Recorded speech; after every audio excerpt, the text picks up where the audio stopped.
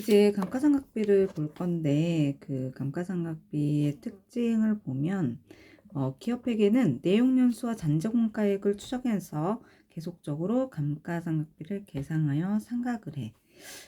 그런데 기업회계는 내용연수를 딱 이렇게 그 뭐 자산별로 내용연수 표가 없어. 뭐라고 되어 있냐면 합리적으로 내용연수를 추정하면 그게 그렇게 되는 거지. 그래서 예를 들어서 어떤 유형자산 차량 운반구라고 할게. 차량 운반구라고 하면 우리 세법에서는 내용연수표가 있어서 차량 운반구에 대해서 5년 정액법을 쓰고 있거든.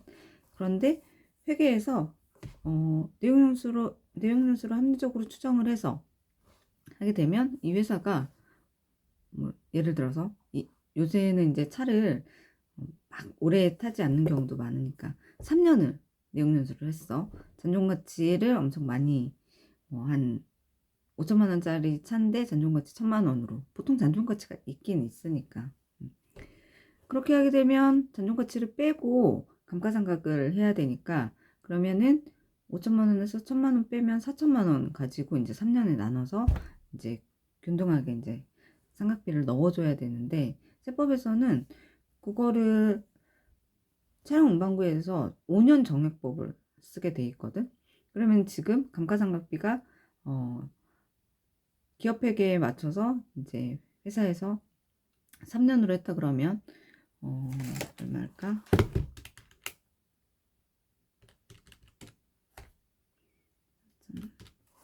1,300만 원만큼 감가상각비로 넣었을 건데 회계에서는 아니 세법에서는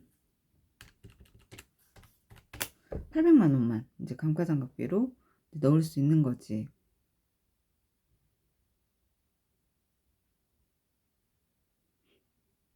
근데 이거는 내가 조금 확인을 해봐야 될 것 같아. 그 세법에서 감가상각비 계산을 할 때 내용연수에 맞춰서 하는데 잔존가치를 차감하고 내용연수를 반영을 해서 감가상각비를 하는 건지 아니면은 잔존가액 없다 하고 그 내용연수를 적용을 해서 감가상각비를 하는 건지 이거에 따라서 잔존가치 일시하게 되면 잔존가치가 1천만 원 있다 그러면 감가상각비가 800만 원인데 잔존가치를 반영을 안 한다 그러면 감가상각비가 1천만 원이 되거든 한 해에. 그래서 그건 내가 조금 이따가 좀 확인을 해봐야 될 것 같아. 근데 지금 한번 확인을 해볼까?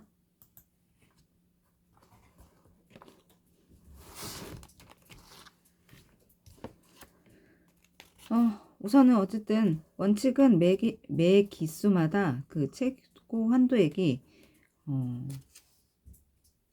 임의상각 법인의 선택사항이고 임의상각이고 이거는 이제 결산 조정 사항이야. 그래서 결산에 반영하지 않으면 감가상각비는 인정을 해주지 않아. 그런데 이제 다음의 경우에는 신고 조정을 허용하거나 이제 또는 강제사항인데 이제 강제 신고사항 보면 업무용 승용차 감가상각비는 반드시 해라. 업무용 승용차 감가상각비에 대해서는 좀 제재가 있거든. 그래서 이제 뭐 감가상각비가 아까 이제 1천만 원이 나왔어도 세법에서 인정하는 한 회마다 기수마다 800만 원까지만 감가상각비를 인정을 하고 200만 원은 이제 그 유보하는 이제 세무조정이 별도로 일어나고 있어. 그래서 어쨌든 요거는 이제 강제 신고서 조정 사항이다. 그리고 세액 감면을 받는 경우 세액 감면을 받게 되면 감가상각비는 반드시 넣어줘야 되거든. 근데 이때 이제 결산에다가 반영을 안 했다. 그러면 원래는 감가상각비는 결산 신고 조정 사항인데 이때는 세금 법인세 감면을 받는 회사들이 있다 그러면 그때는 이제 감가상각비를 신고 조정으로 인해서 이제 반영을 해줘야 돼. 그래서 과세표준을 줄여줘야 돼. 이유는 이 세액 감면이라는 거는 과세표준 가지고 곱하기 이제 산출세액이 되는데 이제 세율을 곱하면 이제 산출세액이 나오는데 이 산출세액 가지고 세액 감면 계산을 하게 되는 거야. 그러면 이제 과세표준이 클수록 세액 감면 받는 게 많아지겠지.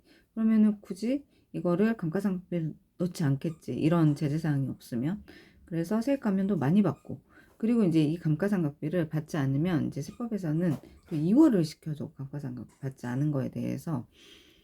그러면은 회계에서는 뭐 매년 상각하라라고 하지만 중소기업도 많다 보니까, 그래서 이거를 이제 이용을 하는 사람들이 있을 수 있겠지. 그래서 세액 감면을 받는 회사는 이제 강제 상각을 하게 되는 거예요. 신고 조정으로. 감가상각비는 기본이 결산조정사항인데, 이런 경우에는 이제 신고조정으로 강제해서 과세표준을 이제 줄이는, 소득금액을, 각 사업연도 소득금액을 줄여버리는 거지, 강제적으로. 그래서 산출세액이 이제 적게 나오게 해서 이제 세액 감면도 이제 그거에 해당하는, 원래는 감가상각비를 결산조정으로 반영을 했었어야 되는데, 이거를 막 조정에 의해서 손익계산서가 좀 더 좋아 보이게 하기 위해서 약간 감가상각비를 안 넣는 회사들도 있어, 중소기업들은.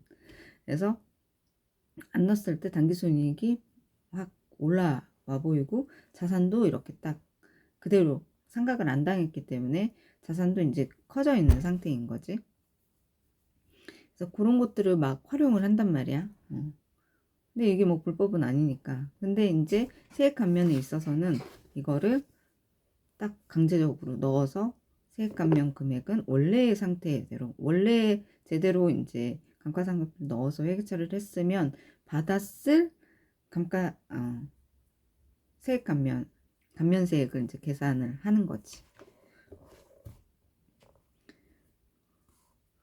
그리고 특수관계인으로부터 자산 양수하면서 기업회계 기준에 따라서 장부에 계상한 자산의 가액이 시가에 미달하는 경우에 이제 감가상각비 송금산입 특례를 한다.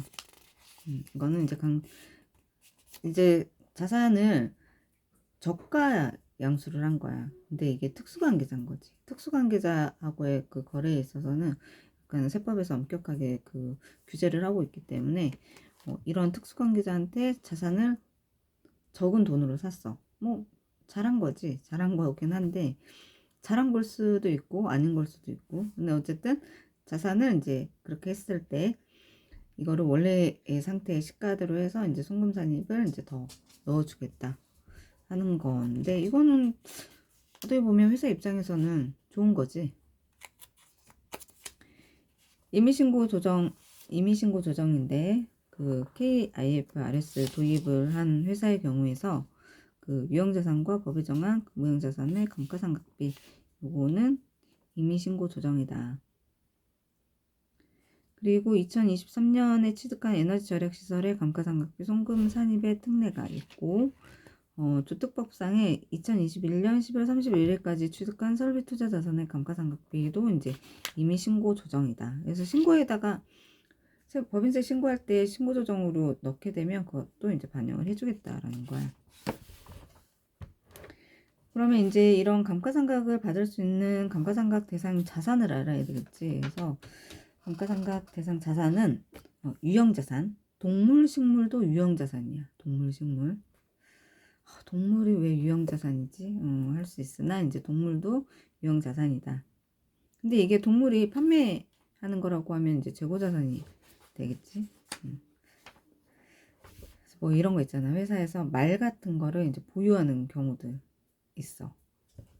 그리고 나무인데 엄청 비싼 나무, 소나무 같은 거, 뭐 몇 억씩 하는 것들도 있으니까 그런 것들도 이제 유형자산이다. 무형자산 있고 개발비, 특허권, 영업권인데 이제 개발비 같은 경우는 좀 규제가 또 더 심해. 이거는 이제 개발비는 회사에서 자체적으로 만들어낸 건데 이걸 가지고 장난을 하는 회사들이 있다 보니까 요거를 이제 좀 더 엄격하게 또 규정을 해놨어. 개발비 계상할 수 있는 거에 대해서. 어쨌든 합법적으로 이제 그 세법에 맞게 이제 개발비가 계상이 돼 있다 했었을 때 이것도 무형자산으로서 감가상각 자산이다. 그런데 이제 이런 감가상각 대상 자산에 이제 포함할 수 있는 건데, 장기할부 조건 매입 감가상각 자산이야. 그러면 이 자산을 샀을 때 이 자산가액 전액을 이제 자산에 계산하고 이제 사업에 사용하면 해당 자산에 해당이 된다. 이거는 대금 청산하고 소유권 등기 여부하고는 이제 무관하다, 실질을 보겠다라는 거지. 그래서 금융리스 자산은 리스 이용자의 상각자산이고 운용리스 자산은 리스 회사의 상각자산이야. 그래서 금융리스 같은 경우는 약간 캐피탈을 좀 생각을 해볼 수 있을 것 같아. 세금계산서가 캐피탈은 뭐냐면 차를 사게 되면 그 보통 이제 신차를 사게 되면 제조사가 뭐 우리나라에 현대자동차가 있으니까 현대자동차에서 이제 세금계산서를 발행을 해줘. 그때 이제 공급받는 자가 누구냐? 그때 이제 이 차를 산 이제 우리 회사가 공급받는 자가 되는 거지. 그러면서 소유권이 넘어와. 근데 대금은 캐피탈을 껴 할부를 하는 거지. 응? 근데 이 할부가 자동차 회사에 할부가 껴있는 게 아니라 이제 별도의 뭐 현대캐피탈 뭐 무슨 KB캐피탈 이런 캐피탈 금융사를 껴가지고 이제 대금을 이 캐피탈이 그 현대자동차에다 돈을 주고 이제 그 돈을 먼저 다 내주고 이 회사는 이제 이 캐피탈 회사에다가 매달 얼마씩 해서 이자까지 뭐 보통 3년에서 5년으로 이제 캐피탈을 하고 있으니까 그렇게 했을 때 이제 소유권은 어쨌든 여기인 거야. 신용카드랑 비슷한 거지. 신용카드 개념이랑 신용카드 할부하는 거랑 똑같은 거야.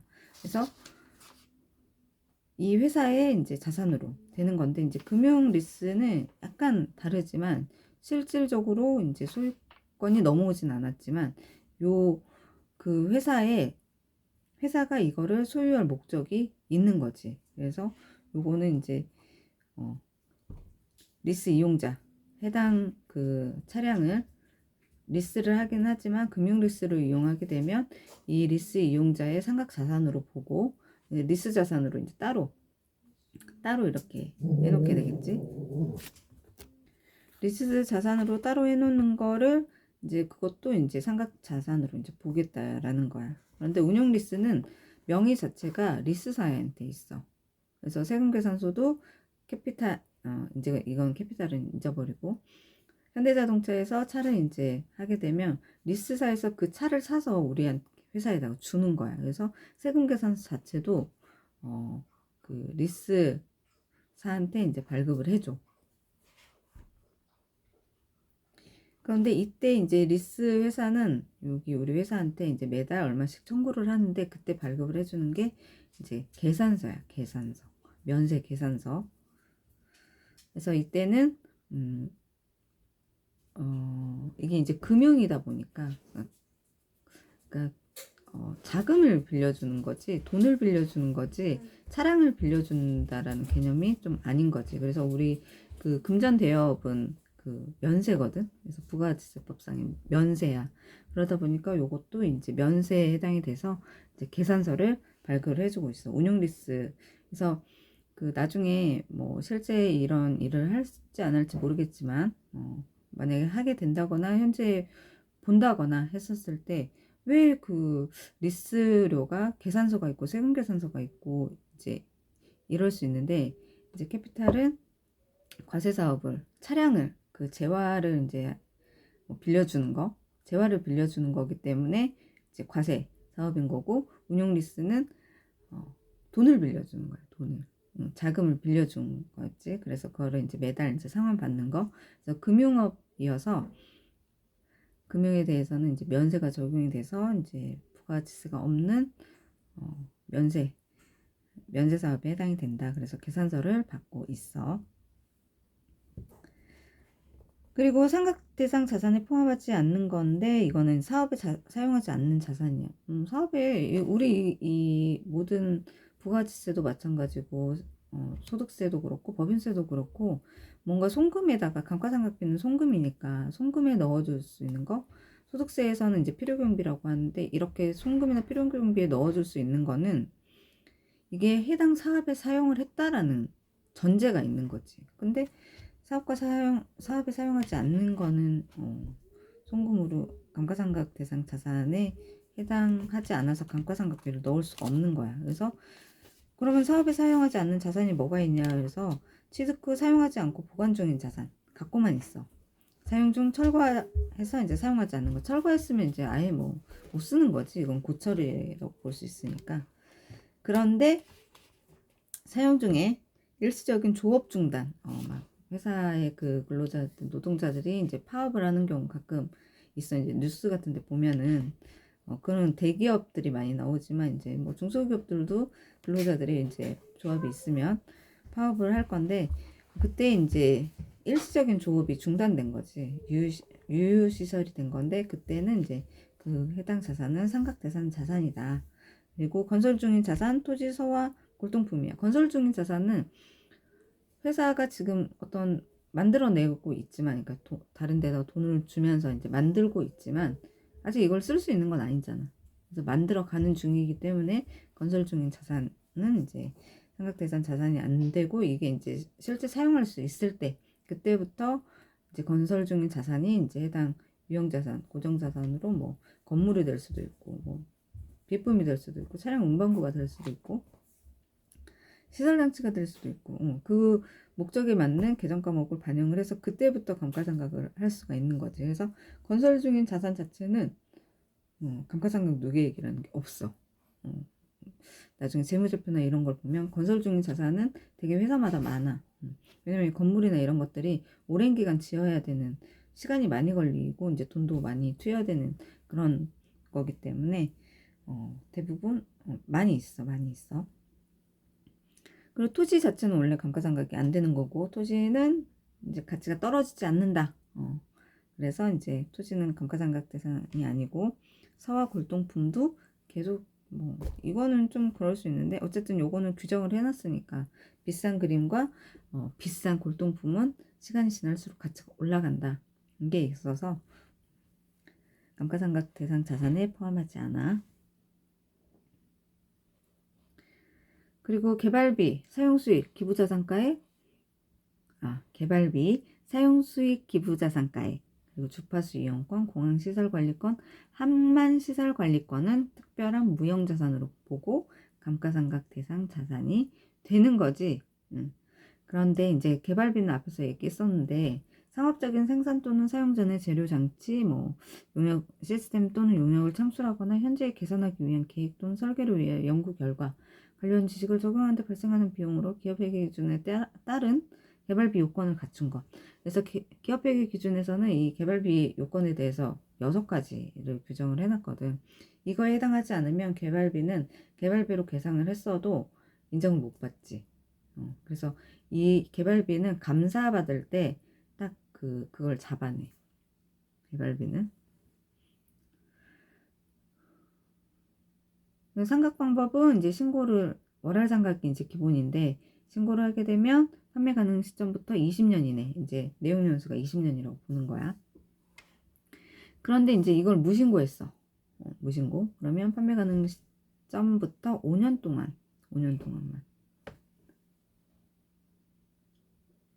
균등액 상각이야. 사용수 이게 개발비 5년을 감가상각을 하는 게 좋은가 20년을 감가상각을 하는 게 좋은가 그건 약간 달라질 수 있을 것 같아. 왜냐하면 5년을 하게 되면 감가상각비가 매년 많이 들어가지. 20년을 하게 되면 4배 정도 더 적게 들어가는 거고 4분의 1로 줄어버리는 거니까. 근데 세금을 많이 내는 회사 입장에서는 그냥 감가상각비 한꺼번에 넣어가지고 하면 좋은데 이렇게 세금 많이 나는 회사들은 또 비용을 많이 올리는 걸 또 별로 좋아하지 않아. 영업이익이 이게 이제 생각이 되게 되면 판관비에 들어가기 때문에 영업이익에 영향을 주거든. 근데 경영진 입장에서는 내가 경영을 해가지고 이익이 많이 났다라는 거를 좀 알리고 싶어해. 그게 이제 자기의 실적이 되기 때문에 경영 실적이 되는 거지. 그래서 이때는 이제 20년 연 단위로 선택해서 이제 20년 이내에서 무신고 때는 5년 동안 이제 균등액 상각이다. 그리고 사용수익 기부자산가액은 이건 뭐 국가지방자치단체 뭐 50% 한도기부금, 10% 한도기부금, 일반기부금 뭐 이렇게 했는데 이런 단체에 금전 외의 자산을 일정 기간 사용수익하는 조건으로 기부한 경우에 그 자산의 장부가액. 그래서 사용수익 특약기간 동안 1순위 그 특약 사용수익을 언제부터 언제까지 하겠다는 그 기간이 있으면 그 기간 동안 이제 상각을 하는 거고 이 특약의 내용이 없으면 신고 내용 연수를 가지고 한다. 그래서 이 기간 중에 이제 멸실 또는 이제 계약이 해지가 될 수도 있겠지. 그래서 미상각 잔액을 해당 연도에 전액 상각을 한다라는 거야. 그래서 회사가 어떤 자산이 있어. 뭐 건물, 부동산이라고 하자. 이 부동산을 국가나 지자체 또는 이제 기부금 단체에다가 기부를 하는 거야. 근데 그 자산 전체를 그냥 처분을 하는 게 아니고 아예 소유권을 넘겨주는 게 아니고 사용 수익한다라는 거는 이거를 쓸 수 있게끔만 한다라는 거거든. 그래서 처분권은 없고 이제 사용 수익권만 이제 넘겨주는 건데 그걸 이제 돈을 받지 않고 기부를 하는 거지. 돈을 받지 않는 것 자체도 돈을 주는 것과 똑같기 때문에 이것도 이제 기부금으로 이제 보는데 그 자산을 없앨 수는 없잖아.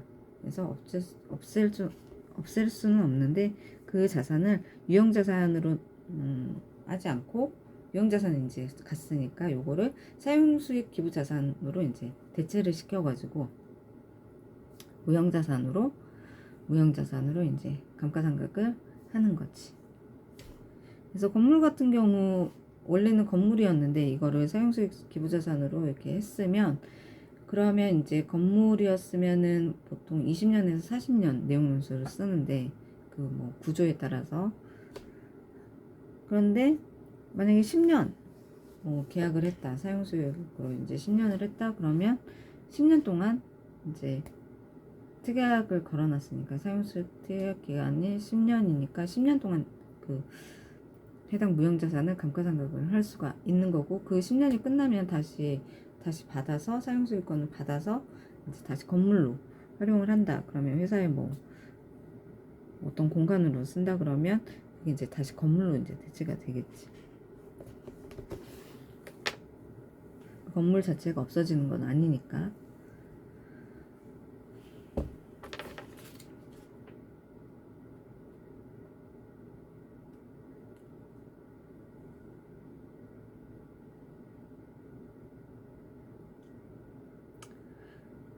그래서 이거를 건물을 기부를 했는데 이게 사용수익 조건이 없는 경우가 있고 사용수익 조건이 있는 경우가 있는데 사용수익 조건이 없는 경우에는 이렇게 무형자산으로 이제 특약 기간에 남분해 가지고 이제 감가상각비를 반영을 할 수가 있는데 사용수익 조건이 없는 경우에는 이게 기부금으로 보는 거지. 기부금. 그래서 기부금을 봐서 요거를 기부금 한도 계산을 또 이제 하는 거고.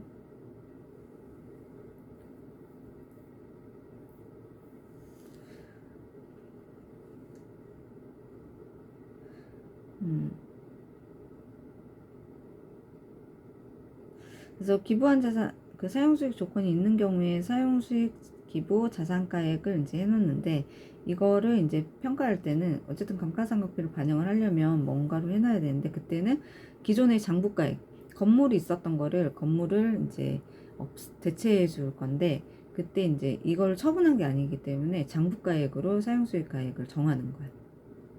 왜냐면 뭐 계약서에도 언제부터 언제까지 쓰게 하겠다 라고 하는 거지 거기 얼마를 받겠다 이런 내용이 없기 때문에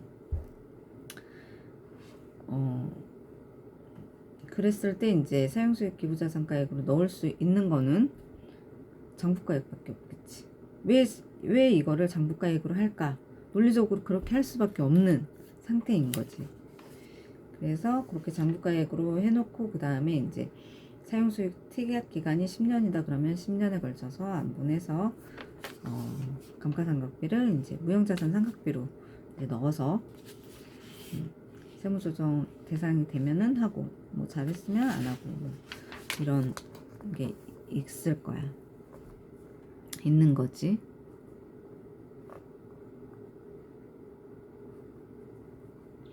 그런데 여기 지금 그 사용수익 기부자산가액을 넣을 수 있는 게 뭐 국가, 지방자치 뭐 50% 한도기부금, 10% 한도기부금, 대상단체 이렇게 돼 있는데 이렇게 50%든 10%든 어쨌든 지정기부금 대상 업체들을 국가에서 3개월에 한 번씩 분기별로 고시를 해. 그래서 그러다가 이제 이 요건에 기부금단체 요건에 안 맞으면 지정기부금단체에서 빼버려. 있을 수도 있고 뺄 수도 있어. 그래서 이렇게 이제 지정기부금단체가 아닌 비지정기부금단체에 대해서는 이거를 이제 무형자산으로 보지 않는 거야. 꼭 기부금단체나 국가 이런데 진짜 기부금단체로 지정이 됐다라는 거는 어쨌든 수익사업을 하지 않는 단체이기 때문에 그런 데는 좀 혜택을 줘야겠다라는 거지. 그래서 법인이 특수한 게 없는 다른 법인이 소유하고 있는 토지 위에 건물을 신축을 해서 건물 및 건물의 부속 토지를 일정 기간 사용하는 조건으로 소유권을 무상 이전하는 경우에 건물의 신축 비용은 성급 임차료에 해당이 되고 사용 수익 기간 동안 균등하게 안분하여 송금 산입한다. 그래서 이거는 이제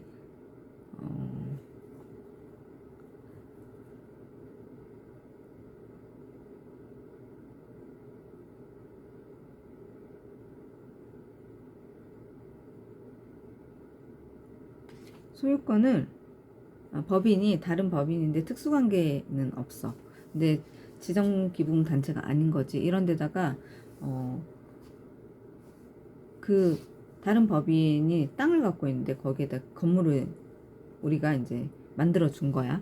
그러면 원래 돈을 받아야 되는데 요거를 이제 건물을 신축을 했기 때문에 이거는 소유권 보전에 해당이 되는 거고 이거를 뭐라고 해요? 민법에서 최초취득인가? 민법에서 말하는 용어가 있어.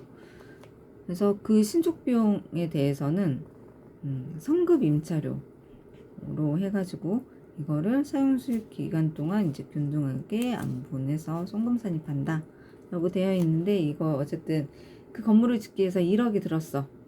1억이 들었고 그 기간을 10년을 하기로 했어. 그러면 1억을 10년에 날쳐서 매년 1,000만 원씩 지급 임차료로 이제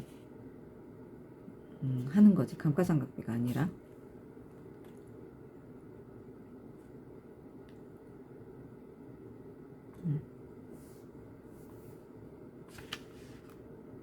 그래서 이거의 조건은 그 기간, 계약 기간에 걸쳐서 다른 감가상각 대상 자산은 기본적으로 내용연수를 세법에서 이렇게 딱 정해놨는데, 이런 약간 특수한 경우잖아. 사용 수익권도 특수한 경우. 그래서 요거는 이제 특약 기간을 이제 딱 계약서에다 정해놓으면 그거에 맞춰서 안분해서 감가상각비로도 무형자산 상각비로도 인정을 해주겠고, 근데 이게 비지정 단체라고 하면 요거는 이제 성급 임차료에 해당이 돼서 그 해당 특약 기간만큼 송금으로는 인정을 해주겠다 하는 거야. 이거는 이제 특수관계 없는 법인. 특수관계가 있으면 이런 것도 해당이 안 되는 거지. 그때는 특수관계 법인, 이거는 송금불산입 자체가 되겠다. 특수관계 법인에다가 요런 거를 했으면 송금불산입 돼서 송금불산입하고 기타 사유주로.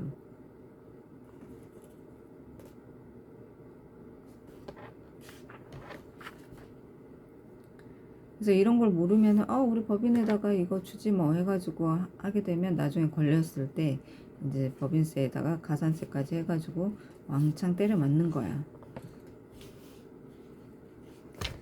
그래서 감가상각 시분 계산 구조를 볼까? 감가상각도 이걸 좀 설명을 하는데 한참 걸리네. 감가상각 시분 계산 구조를 보면 원칙적 시분 계산 방법은 회사가 감가상각비를 상각 범위액 안에서 이제 감가상각비를 반영을 해. 세무조정이 없어. 그런데 이 감가상각비는 어쨌든 회사에서 합리적으로 감가상각비를 계산을 해서 반영을 하라라고 돼 있지만, 회계에서는 그렇게 하지만 보통은 세법에 있는 내용연수 끌어다가 써. 왜냐면 이거 상각비 가지고 감가상각비를 많이 해가지고 보통 이제 내용연수 작게 하게 되면 감가상각 많이 나오고 그러니까 일반적으로는 세법에 있는 내용연수표를 가져와서 그거에 맞춰서 내용연수해서 감가상각비를 계산한단 말이야.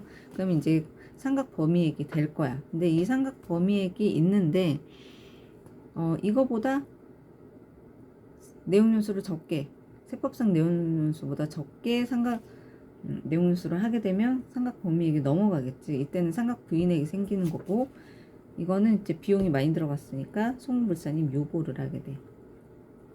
이거는 쉬운 세무조정이야. 네, 시인 부족액은 아무런 세무조정이 없어. 다만 이제 시인 부족액이 나왔다 그러면 전기에 넘어온 그 상각 부인의 유보 금액이 있으면 거기에서 송금 산입 유보 감소하는 그런 세무조정이 있어. 그런데 최초로 시인 부족액이 생기면 그거 자체는 별도의 세무조정이 없어. 그리고 시부인 계산 단위 및 손비 계산 방법인데, 시부인 단위 계산은 개별 자산별로 하게 돼 있어. 감가상각 계산은 취득 시기도 다 다르고 내용연수 다 다르기 때문에 그 상각 대상 자산마다 반영을 해서 감가상각비를 계산을 해서 반영을 해주고 있어. 그래서 이거는 다른 자산과 상계를 하지 않아. 각 개별. 그래서 그 법인세 신고할 때 감가상각 대상 자산 내역을 보면은 각 자산별로 하나씩 다 계산이 돼 있어. 100개든 1000개든 다 하나씩 계산이 돼 있어. 그래서 프로그램을 쓰는 거지.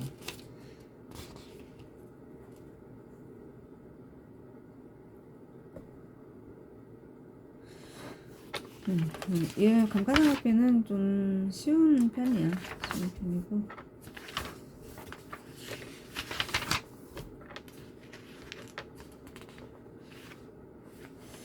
근데 이제 즉시상각 의제는 좀 어려울 수 있어. 즉시상각 의제. 약간 개념이,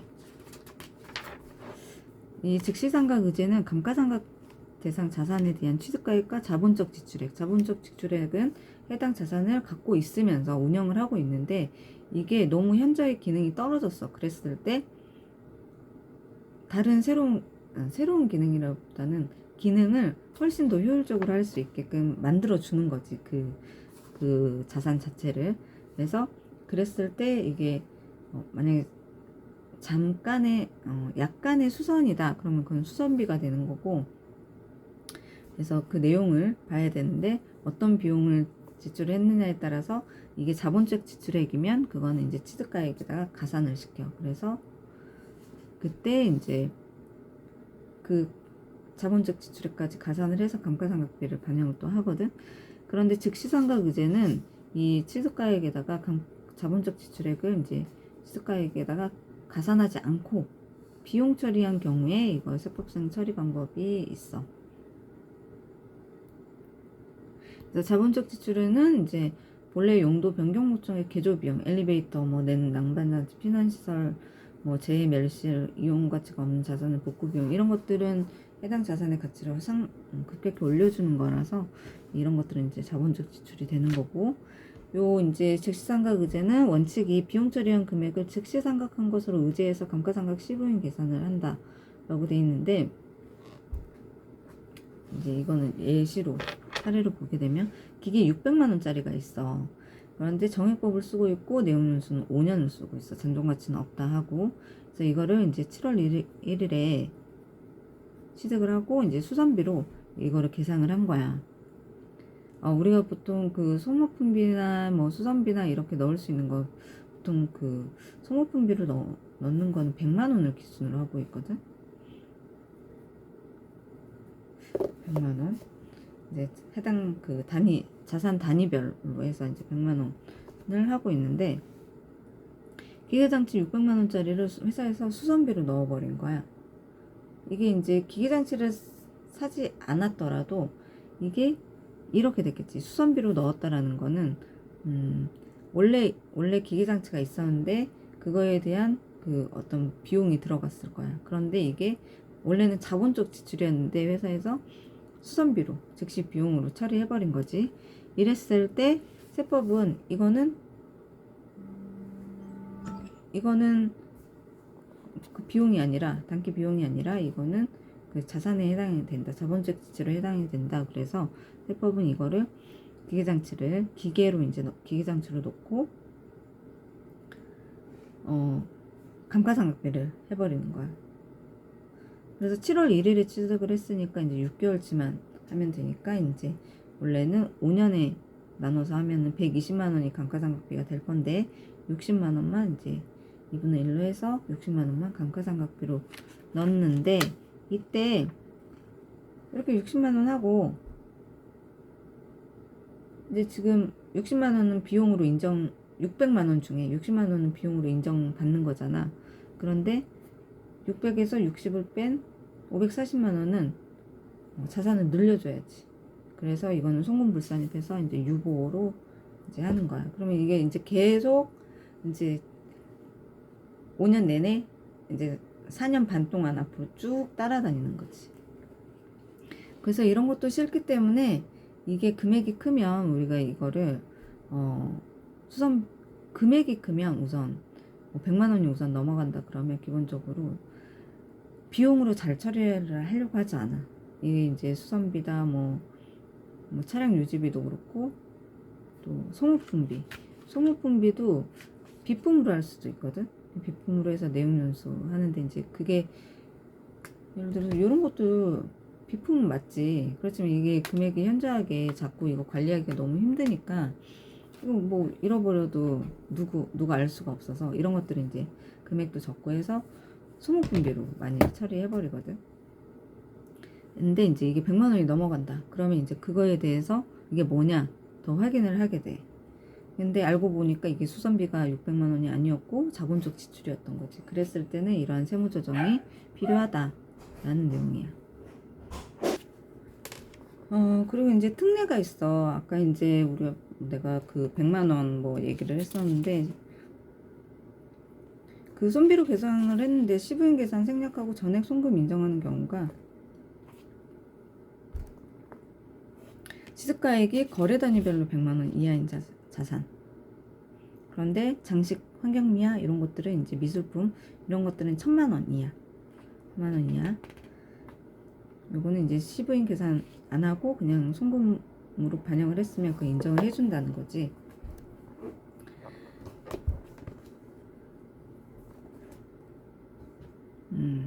그래서 고유 업무의 성질상 대량으로 보유하는 자산, 사업의 개시 확장을 위해 취득한 자산이 이제 요거는 손비로 계산한 것에 하나요. 이제 송금에 산입을 하는 거고, 전화기, 개인용 컴퓨터 비품이긴 한데 노트북 이런 거 좀 그래 어쨌든.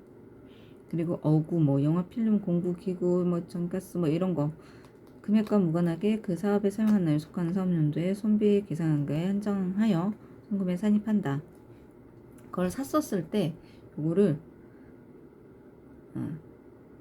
샀었을 때 요걸 사용을 한 날에 그냥 비용으로 넣었으면 인정을 하겠다라는 거야. 그리고 대여 사업용 비디오 테이프 뭐 이런 거 있는데 개별 자산 취득가액 30만 원 미만인 거. 뭐 요새는 뭐 컴팩트 디스크 이런 것들은 안 쓰니까 거의 없다라고 봐야지. 보유 단계 개별 자산별로 수선비 지출액이 다음 둘 중에 큰 금액 미만인 경우. 그래서 600만 원.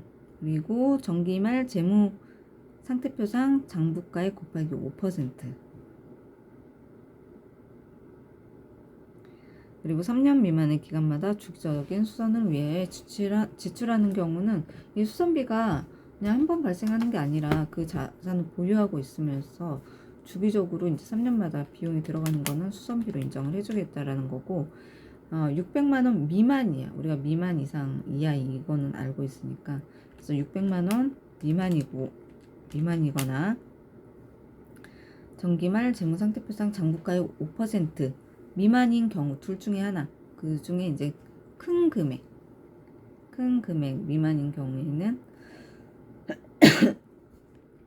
손비로 인정을 해주겠다라는 내용이야. 폐기 단계인데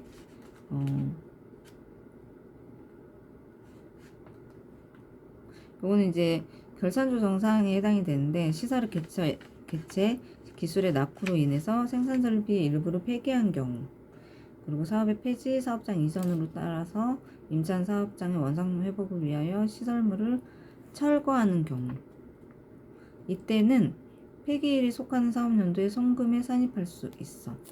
1,000원을 뺀 금액을, 장부가에서 1,000원을 뺀 금액을 이제, 근데 왜 1,000원을 남겨두는지 모르겠네. 일부 폐기, 그리고 이제 사업의 폐지, 사업장 이전을 하게 되면 일부 폐기는 아직 남아있으니까 1,000원 남겨두는 건 그렇다 치는데, 사업을 폐지했고 사업을 폐지한 거는 뭐 1,000원 남겨둘 수 있어. 아직 있다, 뭐 뭔가 있다라는, 이거는 좀 이해가 안 된다. 사업장의 이전으로 임대차 계약에 따라서 원상회복을 위해서 시설물을 철거해서, 이미 끝나버렸거든. 원상복구 해주고 나면 아무것도 남아있는 게 없는데 이거를 왜 1,000원을 남겨두는지는 모르겠지만, 이렇게 되어 있다고 하니까 우리는 시험을 위해서 외워야겠지.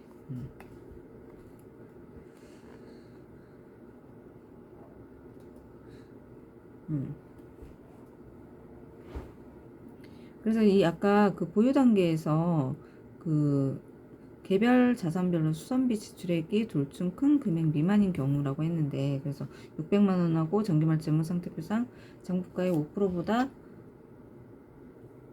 5% 중에 이 둘 중에 계산된 금액 중에 이제 미만인, 둘 중 큰 금액 미만인 경우는 비용으로 인정을 해주겠다라는 건데, 이 정기말 재무상태표상 장부가액은 개별 자산별이야. 그래서 1억짜리 기기장치가 있었어.